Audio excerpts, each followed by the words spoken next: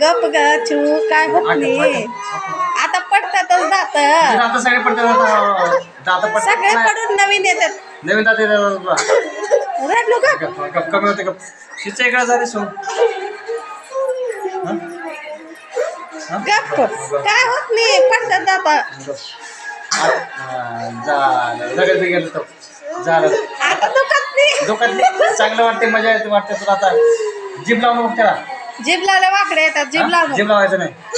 हा जीभ लाव. ते ऊस तोडण्यानं जरा दुखलं.